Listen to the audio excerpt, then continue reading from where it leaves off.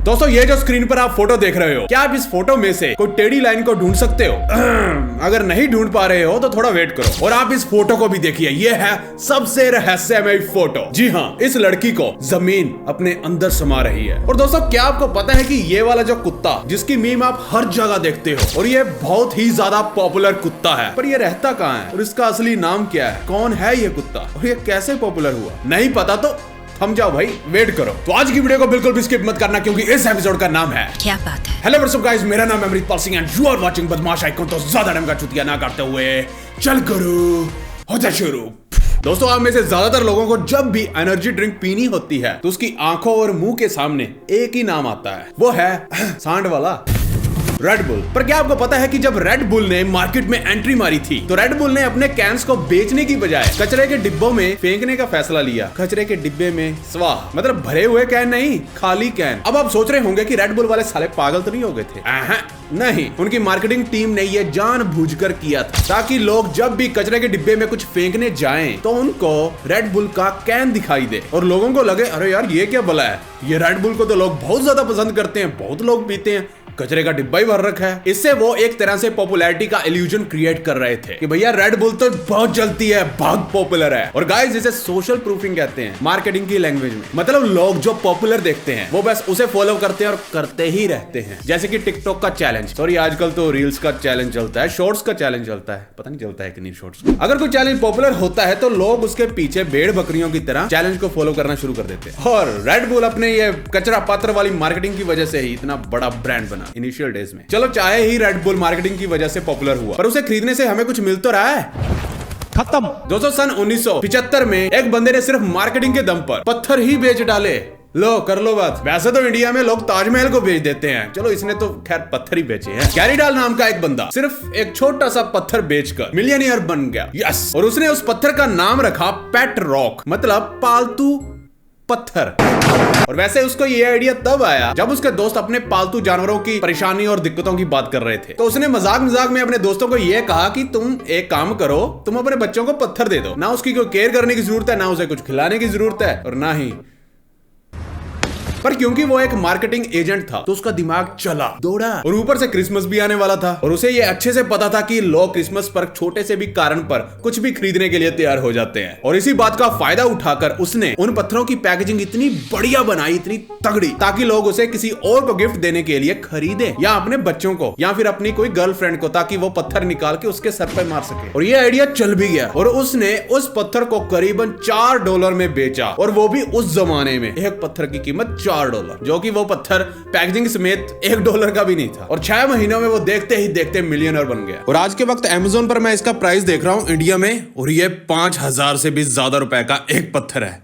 ओ भाई मारो मुझे, मारो मुझे मारो। दोस्तों क्या आपको पता है कि ये एक डॉग यानी कि कुत्ता जो पिछले कुछ सालों में काफी बड़ी मीम मटेरियल की तरह सामने आया, इसका नाम क्या है और ये वायरल कैसे हुआ? तो दोस्तों कहानी थोड़ी सैड है। दोस्तों सन 2008 में जापान में एक पपी मिल बंद हो गया था और उसमें काफी कुत्ते अनाथ हो गए थे। कईयों को अडॉप्ट कर लिया गया और लास्ट में जो बचे थे उन कुत्तों को हमेशा के लिए सुलाने का फैसला लिया गया। अब हमेशा के लिए सुलाना मतलब आप समझ लो, और उन कुत्तों में ये कुत्ता भी शामिल था। वैसे ये फेमस कुत्ता नहीं है, ये कुतिया है जिसका नाम है कोबोसु। पर वहां पर रहने वाली एक प्राइमरी स्कूल की टीचर अत्सुको साटो, उसने उस डॉग को अडॉप्ट कर लिया, जिसके बाद तो उस कुत्ते की लाइफ ही चेंज हो गई। वो टीचर हमेशा इंटरनेट पर कुछ ब्लॉग वगैरह लिखती रहती थी और उसी ब्लॉग में उसने उस कुत्ते की फोटो को कहीं पोस्ट कर दिया। उसने काफी फोटोज अपलोड की, पर उनमें से ये वाली फोटो कुछ ज्यादा ही पॉपुलर हो गई। इतनी फेम तो रातों रात किसी बंदे को भी नहीं मिलती जितनी की 2010 के अक्टूबर तक इस डॉगी को मिल गए। इसकी इतनी ज्यादा मीम्स बनने लगे कि आपने कभी सोचा भी नहीं होगा, और जो कि आज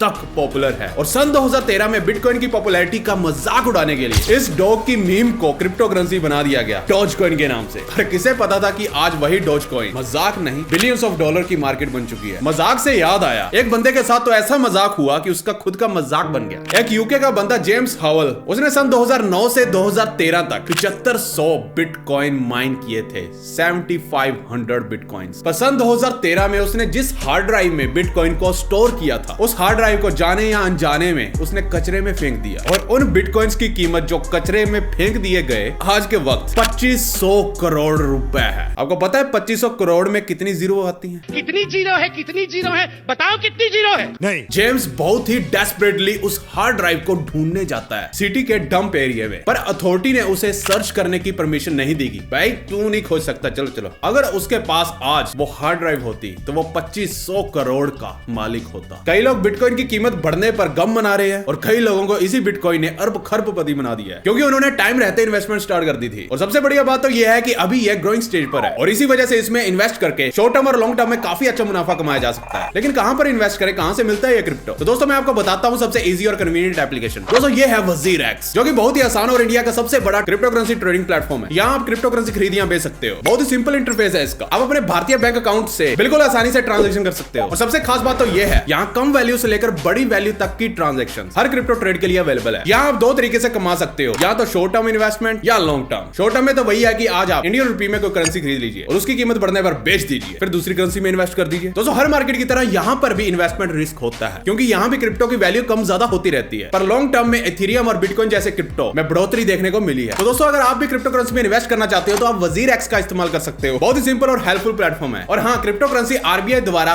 मान्य नहीं है, पर ट्रेडिंग पर भारत में कोई बैन नहीं लगा है, आप इसमें इन्वेस्ट कर सकते हैं। रही बात क्रिप्टो करेंसी के भारत में इस्तेमाल की, तो उस पर अभी तक कोई कानून नहीं बनाए गए। लिंक डिस्क्रिप्शन में है, डाउनलोड WazirX नाउ। तो दोस्तों अब मैं आपका दिमाग हिलाने वाला हूँ, बहुत देर से इंतजार कर रहे थे ना। ये रही वो फोटो। दोस्तों ध्यान से देखिए इस फोटो को। आपको इस फोटो में ये जो लड़की खड़ी है, इसको देखकर आपको कुछ अजीब नहीं लग रहा है? दोस्तों मैंने जब इस फोटो को गौर से देखा तो मेरा दिमाग हिल गया, दिमाग का दही हो गया, और उसके बाद मेरे भाई ने उसे खा लिया। ये साला ऐसे कैसे हो सकता है? ये फोटो क्या इस लड़की को जमीन ने निगल लिया है, या आपका दिमाग आपको धोखा दे रहा है? चलो सोचो सोचो, 5 सेकंड देता हूं। Time start now.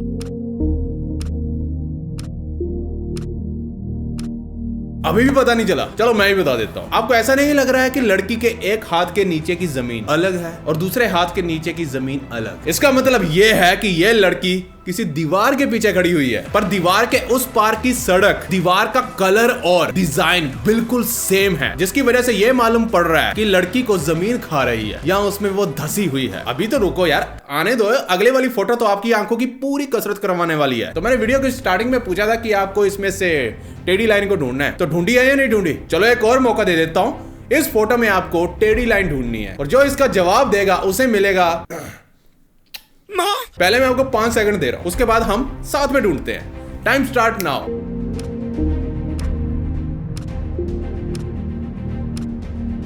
आपके बस की बात नहीं है, मुझे ट्राई करने दो। हाँ, इस कोने में ये लाइन नहीं ये नहीं है यार, ये नीचे नहीं यार, ये क्या हो रहा है? ये सारी लाइन टेढ़ी भी दिख रही है और सीधी। यार मेरे को कौन सी लग रही है? गाइस कोई भी लाइन टेढ़ी नहीं है, ना कोई टेढ़ी है ना टेढ़ा है। टेढ़ा है पर मेरा है। मेरी तो आंखें दर्द करने लग गई। चलो आपका दिमाग नहीं खाऊंगा, बता ही देता हूँ। ये टेढ़ी दिख तो रही है, पर जैसे उस पर फोकस करते हैं तो वो किसी और कोने में चले जा रही है, और पहले वाली सीधी हो जाती है। तो क्या है इसका मसला? तो दोस्तों इसका राज छुपा है इन लाइनों के पीछे दिख रहे रंग बिरंगे पत्थरों में। तो दोस्तों आपको अलग अलग रंगों के पत्थर दिख रहे होंगे। पत्थरों के अरेंजमेंट में ही इसका राज छुपा हुआ है, जिसे देखकर दिमाग का दही हो रहा है, और वो दही को मेरा भाई खा रहा है। लाइट ग्रे पत्थरों को अगर आप ध्यान से देखोगे तो ये लाइट ग्रे पत्थर कर्व्ड लाइन का फॉर्मेशन कर रहे हैं, जिसे वैसे तो हमारा दिमाग नोटिस नहीं कर रहा, पर जब हमारा ध्यान दूसरी तरफ होता है यानी कि इन लाइंस पर, तब वो उन्हीं ग्रे लाइंस को ग्रीन लाइंस में कन्वर्ट कर देता है और भर देता है। मतलब हमारा दिमाग उन ग्रे लाइंस को ग्रीन लाइंस में बदल देता है ऑटोमेटिकली, जब हमारा ध्यान उन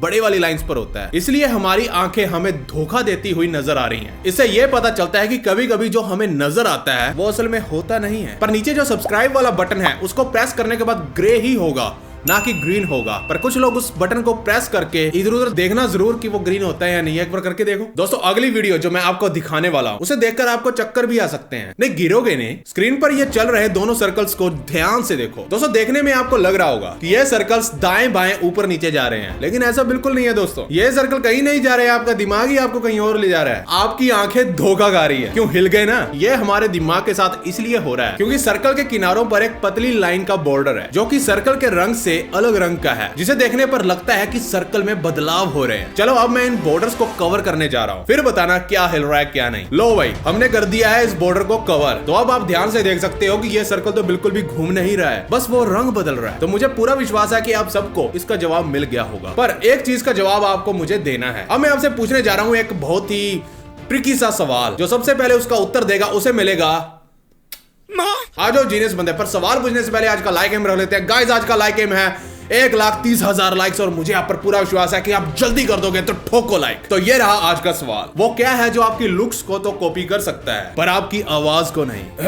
बताइए उस गैजेट का नाम, उस आविष्कार का नाम। और यहाँ पहले बता दूं, फोटो नहीं है इसका उत्तर। जिसको इसका उत्तर पता है नीचे कमेंट कर दो। अगर नहीं पता तो मैंने इंस्टाग्राम पर अभी वीडियो डाली है इसके उत्तर के साथ, नीचे आपको कमेंट मिल जाएगा या डिस्क्रिप्शन में लिंक मिल जाएगा इंस्टाग्राम का, जाकर आप आराम से इसका उत्तर देख सकते हो। और हाँ, उस वीडियो के नीचे ईमानदारी से लिख देना अगर आपको इसका उत्तर पता था, तो आराम से लिख देना। अगर नहीं पता था तो ईमानदारी से लिखना हमें नहीं पता था। तो जाइए इंस्टा पर जाकर आराम से देख लीजिए। वीडियो अच्छी लगी तो शेयर ठोको, आज का लाइक तो मैंने मांग लिया, तो ठोको लाइक। और बोरिंग जिंदगी से छुटकारा पाने के लिए इस चैनल को सब्सक्राइब करो और खत्म, क्योंकि जो भी है सिर्फ इसी चैनल में और कहीं नहीं। और हाँ दोस्तों, वजीर एक्स को डाउनलोड करना ना भूले, आपको लिंक डिस्क्रिप्शन में मिल जाएगी, डाउनलोड करो, क्योंकि वजीर एक्स आपके लिए बहुत ही शानदार ऑप्शन हो सकता है। And comment below if you want more knowledge about cryptocurrency. इसके लिए आप वजीर एक्स का यूट्यूब चैनल भी सब्सक्राइब कर सकते हो। And you can also buy Wazir X merch, all links are in the description. तो फिर से मिलते हैं नेक्स्ट एपिसोड में महाकाल के आशीर्वाद से। तो बिना गाली दिए ओके बाय।